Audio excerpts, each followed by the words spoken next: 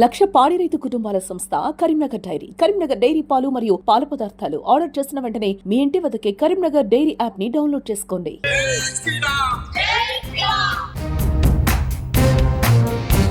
Already sitting corporator గా చేసిన అనుభవం ఉంది. ఇప్పుడు రిజర్వేషన్ మహిళకు కేటాయించడంతో మీ సతీమణిని బరిలో తిప్పారు. సో మీ డివిజన్ ప్రజలకు మీరు ఎలాంటి హామీలు ఇస్తున్నారు? మా సతీమణి ప్రచారంలో తిరుగుతున్నారు, ప్రజల నుంచి మద్దతు అసలు చూస్తూనే జనం బాగున్నారు, మెజారిటీ మీకే దక్కుతుందా ఈసారి? అంటే మీ డివిజన్ లో అటు బీఆర్ఎస్ నుంచి కానీ కాంగ్రెస్ నుంచి కానీ ఇతరులు పోటీ చేస్తున్నారు. సో వాళ్ళకును కాసర్ల లక్ష్మీ ఆనంద్ కు తేడా ఏంటంటే మీరు ఏం చెప్తారు? మరి ప్రత్యక్షంగా కనిపిస్తున్నారు మీకేంటి అనేది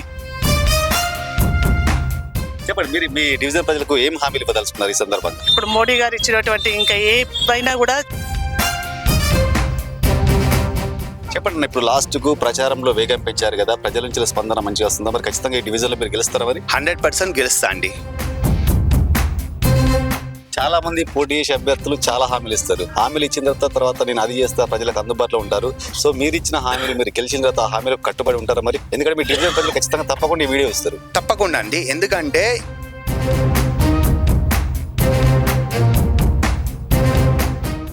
కరీంనగర్ 40వ డివిజన్ నుండి బీజేపీ అభ్యర్థిగా కాసర లక్ష్మీ ఆనంద్ బరిలో ఉన్నారు. ప్రస్తుతం వాళ్ళు ప్రచారంలో కూడా దూకుడు పెంచారు. ప్రస్తుతం వాళ్ళిద్దరు కూడా మనతో ఉన్నారు. వారితో మాట్లాడి మరిన్ని విషయాలు ఇస్తున్నాం. అన్న నమస్కారం. ప్రచారం ఎలా జరుగుతుంది? నమస్కారం అన్న. ముందుగా మా 40 డివిజన్ ప్రజలందరికీ నమస్కారాలు. చాలా బాగా అవుతుందన్న. ఇప్పుడున్న దాంట్లో ఏంటంటే ప్రతి పబ్లిక్ ఏంటంటే వాళ్ళ దగ్గరికి స్పందన ఎలా అంటే బీజేపీ అనేది కంపల్సరీ ఉండాలనే స్పందన. అంటే మాకంటే గట్టిగా కోరుకునే వాళ్ళు ప్రజలు కోరుకుంటున్నారు. వారి స్పందన చాలా బాగుంది. ఎక్కడ పోయినా మోడీ గారి అభివృద్ధి కావచ్చు, అలాగే ఇక్కడ ఉన్న సంజయ్ అన్న అభివృద్ధి కావచ్చు, అందరికీ కళ్ళ ముందు కట్టినట్టుగా అనిపిస్తున్నది. దాంతో ఎక్కడ పోయినా ఆ దీవెనార్థులు చాలా ఉన్నాయన్న. ప్రజల నుంచి చాలా దీవెనార్థులు మాకు అందుతున్నాయి. సో ఇంటింటా ప్రచారం నిర్వహిస్తున్నారు కదా, మీ 40వ డివిజన్ లో ఏమైనా మీరు సమస్యలు గుర్తించారా? ప్రజల దగ్గరికి వెళ్ళినప్పుడు ఆ ప్రజలు కూడా మీ దృష్టికి ఏమైనా సమస్యలు తీసుకొచ్చారా? ఒకవేళ తీసుకొస్తే మీరు గెలిచిన తర్వాత సమస్యలకు కట్టుబడి ఉంటారా? నేను 10వ డివిజన్ ఇంతకు ముందు ఏంటంటే 10వ డివిజన్ కార్పొరేటర్ గా నేను ఇక్కడ నా బాధ్యతలు నిర్వహించాను. అప్పుడు చాలా నన్ను ఆశీర్వదించారు.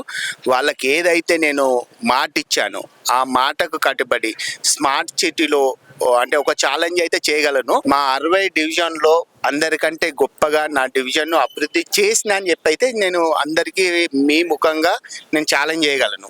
ఎందుకంటే అభివృద్ధి అనేది కళ్ళ ముందు కనిపిస్తుంది. ఇప్పుడు స్మార్ట్ సిటీలో భాగంగా ఇక్కడ గణేష్ నగర్ బైపాస్ అంటారు. ఈ బైపాస్ ఈ డ్రైన్ ఎప్పటించలో ఈ డ్రైన్ హాఫ్ ఆఫ్ ది సిటీకి ఈ డ్రైన్ ఏంటంటే ఇక్కడ నుండి half of the city water అన్ని ఇక్కడి నుంచే పాస్ అవుతాయి. అది ఎప్పుడైనా కూడా ఎప్పుడు వర్షం వచ్చినా ఈ తిరుమల నగర్ హనుమాన్ నగర్ ఏంటంటే చాలా లోతట్టు ప్రాంతం లెక్క అన్ని మునిగిపోయే పరిస్థితి ఉండే. అట్లాంటి డ్రైన్ కట్టిన తర్వాత చాలా బ్రహ్మాండంగా ఈ రోడ్ అయిపోయింది. ఈ రోజు అంటే కరీంనగర్ లో అన్నిటికంటే అత్యధికంగా ఒక భూమికి రేటు పలుకుతుందంటే మా ఏరియాలో కరీంనగర్లో హైయెస్ట్ 1 CR పోతుంది ఇక్కడ గుంటకి. అంటే 6 లెవెల్గా పెరిగిందంటే ఆ లెవెల్గా డెవలప్మెంట్ చేసినట్టే కదా. స్మార్ట్ సిటీలో చాలా భాగంగా చేశాము. ఇంకా ప్రజల నుంచి ఏంటంటే ఇంకా అది కాంగా కూడా ఇంకా కొంచెం మిగిలి ఉంది. అంటే గత 30 సంవత్సరాల నుంచి వెళ్ళి అభివృద్ధికి నోచుకోలేదు. మాకు దొరికిన టైం 5 years. ఆ 5 years లో 2 సంవత్సరాలు కరోనాలో పోయింది. మాకు 3 సంవత్సరాలు మిగిలింది. ఆ 3 సంవత్సరాల్లో అత్యధికంగా సుమారుగా 50 కోట్ల వరకు నేను ఫండ్ స్మార్ట్ సిటీ ఫండ్ వాడుకోవడం జరిగింది. అలాగే జనరల్ ఫండ్ నుంచి ఒక 4 నుంచి 5 కోట్ల ఫండ్ జనరల్ ఫండ్ నుంచి కూడా వాడుకోవడం జరిగింది. దాని ద్వారా నా చుట్టుప్రక్కలు ఏదైతే నా బార్డర్స్ ఉన్నాయో బార్డర్స్ అన్ని డెవలప్ చేసుకోవడం అయింది. ఇంకా మిగిలినవి కొన్ని మిగిలి ఉన్నాయి. అవి కూడా ఈ సంవత్సరం అంటే ఇంకొక వితిన్ 1-2 years లో అవి కంప్లీట్ చేయగలుగుతామండి. చెప్పండి. మీకు ఆల్రెడీ సిట్టింగ్ కార్పొరేటర్ గా చేసిన అనుభవం ఉంది. ఇప్పుడు రిజర్వేషన్ మహిళకు కేటాయించడంతో మీ సతీమణిని బరిలో తిప్పారు. సో మీ డివిజన్ ప్రజలకు మీరు ఎలాంటి హామీలు ఇస్తున్నారు? మా సతీమణి నాలో సగభాగం.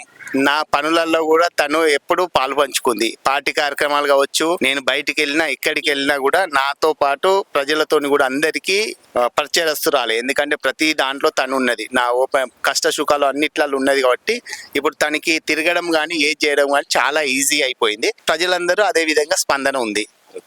చెప్పండి మేడం. ఇప్పుడు మీరు ప్రచారంలో తిరుగుతున్నారు, ప్రజల నుంచి మద్దతు అసలు చూస్తూనే జనం బాగున్నారు, మెజారిటీ మీకే దక్కుతుందా ఈసారి? అంటే మీ డివిజన్ లో అటు బీఆర్ఎస్ నుంచి కానీ కాంగ్రెస్ నుంచి కానీ ఇతరులు పోటీ చేస్తున్నారు. సో వాళ్ళకును కాసర్ల లక్ష్మీ ఆనంద్ కు తేడా ఏంటంటే మీరు ఏం చెప్తారు? మరి నా ఎన్నుకున్న మా అక్క చెల్లెళ్ళు అన్న తమ్ముళ్ళని వీళ్ళని అడుగుతే తెలుస్తుంది. ఇప్పుడు ప్రత్యక్షంగా కనిపిస్తున్నారు మీకేంటి అనేది. చెప్పండి. మీరు మీ డివిజన్ ప్రజలకు ఏం హామీలు ఇవ్వదలుచుకున్నారు ఈ సందర్భంగా? ఏవైతే మిగిలి ఉన్నాయో ఆ పనులు కంప్లీట్ చేయడానికి మేము సిద్ధంగా ఉన్నాము. ఇప్పుడు మోడీ గారు ఇచ్చినటువంటి ఇంకా ఏ పైన కూడా చేయడానికి మేము సిద్ధంగా ఉన్నామండి. అంటే మన సమస్యలు చెప్తున్నారా మీ దృష్టికి ఏమన్నా? ఉన్నాయి, ఒక 2 రోడ్స్ మిగిలి ఉన్నాయండి. అవి ఇప్పుడు వచ్చాక ఇంకా అవి కూడా పూర్తిగా కంప్లీట్ చేయగలుగుతాం మేము. ఇంకా చెప్పండి మేడం, ఇప్పుడు చివరిగా మీ డివిజన్ ప్రజలకు ఏం చెప్పదలుచుకుంటున్నారు? వారు ఏది అడిగినా మేము చేయడానికి సిద్ధంగా ఉన్నామని ఒకటే మాట ఇవ్వగలుగుతున్నామండి. చెప్పండి, ఇప్పుడు లాస్ట్ కు ప్రచారంలో వేగం పెంచారు కదా, ప్రజల నుంచి స్పందన మంచిగా వస్తుందా? మరి ఖచ్చితంగా ఈ డివిజన్ లో మీరు గెలుస్తారా? మరి 100% గెలుస్తా అండి. ఇక్కడ చూసిన అభివృద్ధే దానికి సాక్ష్యం, నేను చేసిన అభివృద్ధి సాక్ష్యం. దాంట్లో భాగంగా ఇంతకు ముందు ఒక 2 అంటే మిగిలినవి కూడా మేము అంటే నేను చేసిన గొప్ప పనులు తప్ప ఇంకోటి ఆపిన పనులు కూడా, నా వల్ల ఆగిన పనులు కూడా 2 ఉన్నాయి. తిరుమల నగర్లో ఒక రోడ్డు, ఇప్పుడు ప్రజెంట్ ఇక్కడ నేను ముందున్నాను, ఇక్కడ ఒక రోడ్డు ఉంది. అదేంటంటే సీఎం అసూరెన్స్ లో పెట్టడం జరిగింది. సీఎం అసూరెన్స్ ఎప్పుడైతే అది స్టార్ట్ చేశారో, ఈ కాంగ్రెస్ గవర్నమెంట్ రాగానే ఆ ఫండ్ అంతా 128 కోట్ల ఫండ్ అనేది కాంట్రాక్టులకు ఇయ్యాక అది ఆపేయడం జరిగింది. దానివల్ల ఏంటంటే ఇక్కడ ఉన్న మా తిరుమల నగర్ ప్రజలు కావచ్చు, ఇక్కడ ఉన్న హనుమాన్ నగర్ ప్రజలు కావచ్చు, దాంతో కొంచెం ఇబ్బంది పాలవుతున్నారు. ఆ రోడ్ ఏదైతే ఉన్నదో ఇప్పుడు మళ్ళీ మా మేయర్ స్థానం మాకు దక్కిస్తే 100% నేనే కాదు, కర్మార్లు ఉన్న మేజర్ సీట్లని గెలిపించి మేయర్ స్థానం ఇవ్వాలని నేను ప్రజలను కోరుకుంటాను. ఈ రోడ్స్ అన్ని వితిన్ 6 months లోపల ఈ 2 రోడ్స్ ఏవైతున్నాయో ఫస్ట్ ఇవి 2 రోడ్లు కంప్లీటింగ్ చేసిన తర్వాత మిగతా ఏ పైన చేస్తానని అందరికీ మీ ముఖంగా పత్రికా ముఖంగా కావచ్చు, ఈ మీ టీవీ తరపు నుంచి, సుమన్ టీవీ తరపు నుంచి కావచ్చు, నేను వాళ్ళకి హామీ ఇస్తున్నాను. చాలా మంది పోటీ చేసే అభ్యర్థులు చాలా హామీలు ఇస్తారు. అవునండి. హామీలు ఇచ్చిన తర్వాత నేను అది చేస్తా, ప్రజలకు అందుబాటులో ఉంటారు. సో మీరు ఇచ్చిన హామీలు మీరు గెలిచిన తర్వాత ఆ హామీలకు కట్టుబడి ఉంటారు మరి? ఎందుకంటే మీ డివిజన్ ప్రజలు ఖచ్చితంగా తప్పకుండా ఈ వీడియో ఇస్తారు. తప్పకుండా అండి. ఎందుకంటే ఈ రోజు మా కట్టర్ గారు వచ్చారు, సంజయ్ అన్న మా కట్టర్ గారు తీసుకొచ్చారు. తను ఈ మేజర్ గా మాకు ఈ చుట్టుపక్కల ఈ 5-6 డివిజన్ల నుంచి వెళ్ళి మాకు మేజర్ సమస్య డంప్ యార్డ్ షిఫ్ట్ కావాలని దాని గురించి ఆ సమస్యను తీసుకొచ్చినప్పుడు మా సెంట్రల్ గవర్నమెంట్ నుంచి వెంటనే సంజయ్ అన్న గారు దానికి 50 కోట్ల ఫండ్ రిలీజ్ చేయడం అయింది. ఆ 50 కోట్లు రిలీజ్ చేసినాక ఆ 50 కోట్లను మనకు ఈ స్టేట్ గవర్నమెంట్ కు చాతగాక మాకు సెంట్రల్ గవర్నమెంట్ కు ల్యాండ్ యాక్యువేషన్ ఇవ్వట్లేదు. ఆ ల్యాండ్ వన్స్ యాక్యువేషన్ ఇచ్చింది అనుకోండి 100% వర్క్ స్టార్ట్ అవుతుంది. సో ఆ 50 కోట్ల ఫండ్ అనేది వాడుకోనికి మాకు రెడీ ఉంది. అట్లాగే ఏదైతే ఇప్పుడు స్మార్ట్ సిటీలో భాగంగా ఎంతైతే ఫండ్ రిలీజ్ అయిందో ఆ ఫండ్ అంతా మేము వాడుకోవడం జరిగింది. ఈ స్మార్ట్ సిటీతోనే కర్మరియల్ డెవలప్ అయిందంటే because of smart city. So మళ్ళీ సంజయ్ అన్న మేము 100% తన మీద హోప్ ఉంది.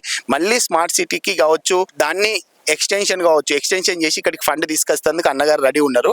ఆ ఫండ్తోని మేము డెవలప్ చేస్తామని అందరికి హామీ ఇస్తున్నాం.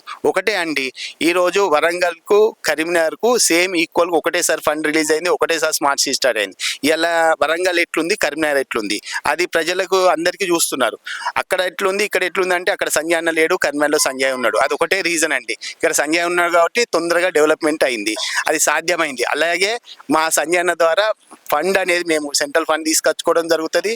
మేయర్ స్థానం కర్నూలు ప్రజలు ఇస్తే నా ఒక్క డివిజన్ కాదు, నా డివిజన్ బెస్ట్ చూపెడితే అట్లనే ప్రతి డివిజన్ బాగుపడుతుందని నేను ప్రజలందరికీ మీ ద్వారా విన్నవించుకుంటున్నాను. సో చూసారు కదా, మొత్తానికైతే 40వ డివిజన్ లో బీజేపీ పార్టీ గెలవబోతుంది. ఎందుకంటే ఈసారి బీజేపీ జెండా కాషాయ కరీంనగర్ గడ్డపై కాషాయ జెండా ఎగరబోతుంది.